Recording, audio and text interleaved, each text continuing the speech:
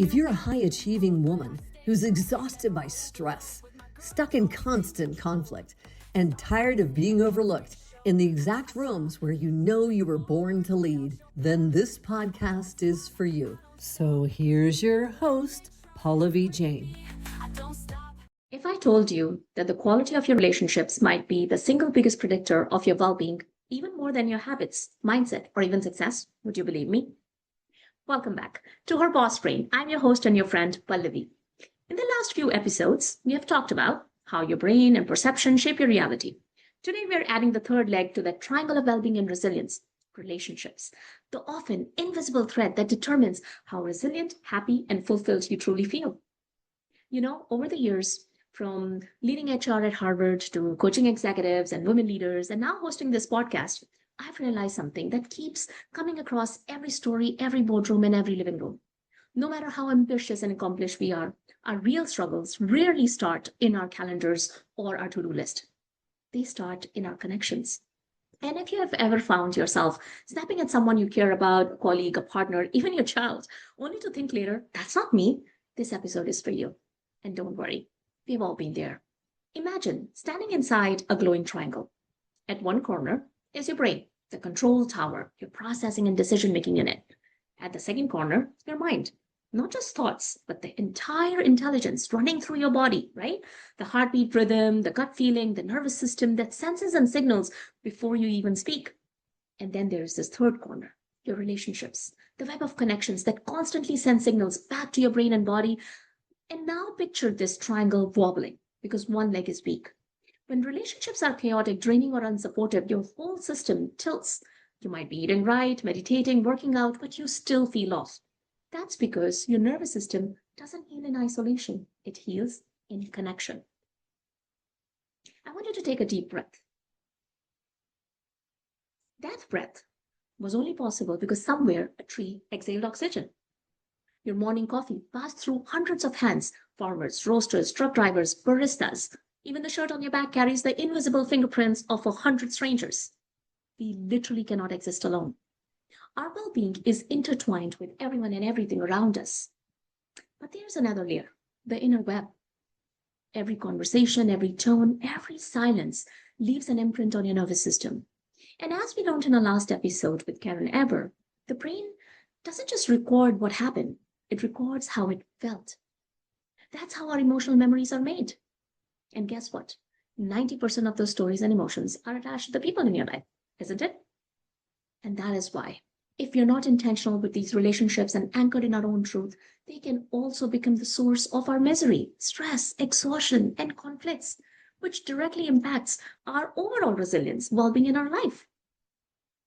You know, there's a fascinating 80-year-old study from Harvard, the Harvard Study of Adult Development, one of the longest studies ever done on human happiness and longevity. Researchers followed hundreds of men for decades, tracking everything from blood pressure to income to career success. The conclusion? It wasn't money, fame, or even physical fitness that predicted happiness and health. It was the quality of their relationships. People who felt securely connected, whether to family, friends, or community, lived longer, reported less chronic pain, and were mentally sharper as they aged. Why? Because strong relationships calm your stress response system. When you feel emotionally safe, your brain releases oxytocin, the bonding chemical we have talked about, which lowers cortisol, steadies your heart rate, and helps your body heal faster. Conversely, when relationships are tense or draining, your body stays in a low-grade state of fight or flight, even if you're sitting quietly on the couch. Now, I want you to think about this. That what does this mean for you and me? Okay, let me paint you a scene. You're at work. You've prepared hard for a presentation, but your manager, who often interrupts or dismisses ideas, walks into the room. Before they even speak, your shoulders tense. You feel that micro freeze in your chest. Your brain isn't reacting to the current situation. It's responding to stored data from past interactions. Every time you have felt unheard, disrespected, or dismissed, that's data your brain stored with emotion. So now, even before they say a word, your nervous system is on alert. You're no longer in the present, you are in prediction mode. And guess what? Your tone, energy, and confidence shift, which often leads to another tense exchange. And that's how relationship loops are formed. The brain sees threat where there might be none, reacts accordingly, and reinforces the same pattern. So now the real question is, how do we take charge back here? How do we activate our boss brain before our emotions hijack us? Before I share 3 simple tools you can use every day, I want to tell you something that literally changed my mindset and completely changed my life. And it is praise or criticism. It's never really about you. What do I mean? Think about all the roles you play every day. Maybe you're a mother, a friend, a leader, a sister, or simply somebody trying to hold it all together. So many people in your life. Some of them love you dearly, see the best in you, while others, not so much. In fact, that they may even hate you or upset with you.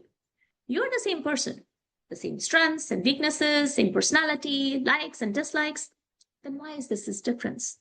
Well, the only difference is how these people perceive you and whether they see the good in you or the bad. Isn't it?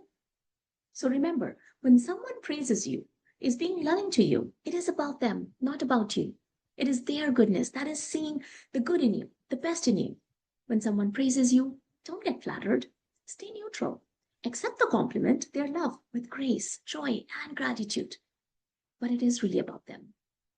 Now, similarly, when someone is being nasty, being rude, saying mean things to you, is angry, jealous, insecure, whatever, it is about them, not about you.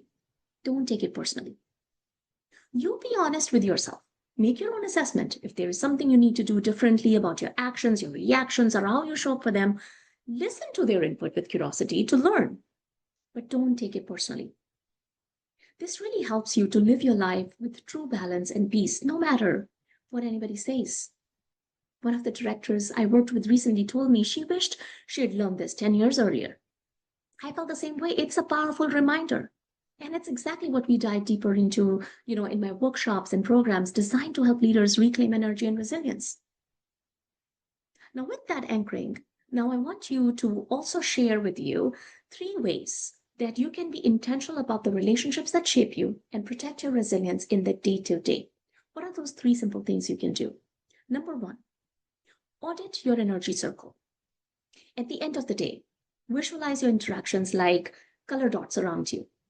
Who felt like sunlight, energizing, kind, grounding? Who felt like static, draining, anxious, or chaotic? You don't need to judge or label people. Just notice. Awareness is your first act of reclaiming energy. Number 2, check the story you're carrying. Before a difficult conversation or a meeting with someone who triggers you, that's going to happen, take 30 seconds. Check your story before you step in. Before engaging, ask yourself, what story am I carrying about this person? That signals your nervous system to shift from reactive mode, coming from past memory clouding your current perception, to responsive mode. It's literally like rebooting, your inner Wi-Fi before entering a stormy room.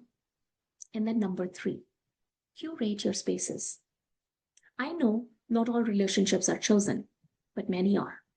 So be intentional about the rooms you sit in and the conversations you feed your brain with. Here's the real question for you. Whether it's your group chat, your lunch table, or even the news you scroll through, every input shapes your perception and mood. So how are you going to protect your mental diet as fiercely as your physical one? Neuroscience calls this neuroception, the brain's subconscious ability to detect safety or threat. Every relationship you have either tells your brain you're safe or you're not. And your body responds accordingly with calm or chaos. By becoming intentional, you train your brain to rewire those automatic associations, building resilience at a cellular level. So next time you feel off, not because of what's happening to you, but because of who's around you, remember, your relationships are the emotional climate you live in every day. And like any climate, you can influence it. The truth is, none of us get this perfect. But every time you pause to notice the energy you bring into a room, you shift not just your day, but your brain's wiring for peace. Next week, we'll zoom into what happens when one corner of that triangle, your relationships, start shaking under stress. We'll look at how your brain goes offline during conflict and how the ATM framework can help you find your calm even when everything around you isn't. But this week, try this. Pick one relationship in your life that often drains you and one that fills you up. After each interaction, jot down one line. How did I feel after that conversation? That's it. No analysis, no fixing, just noticing. Because awareness, that moment you arrive in the present, is the first withdrawal from your inner ATM. Now, if you're a woman leader thinking, I want these tools for myself and so much more, I invite you to join my intimate 8-week cohort, Lead from Within, the REwired Woman Transformation, where we dive deeper together as a community. You can find the link in the show notes. Remember, you don't need perfect relationships to thrive, just intentional ones. Because when you choose people who nourish your nervous system, you're not being selfish, you're being scientific. As you go about your week, picture that glowing triangle again: your brain, your body, and your relationships, all feeding one another. And when you study even one side, the whole shape glows stronger. The way you show up for others starts with how centered you are within yourself. Everything you need is already there. I'll see you next time on Her Boss Brain.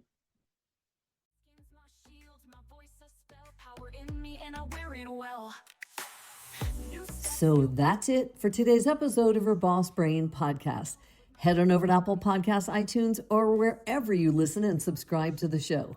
One lucky listener every single week that posts a review on Apple Podcasts or iTunes will win a chance in a grand prize drawing to win a $25,000 private VIP day with Pallavi herself.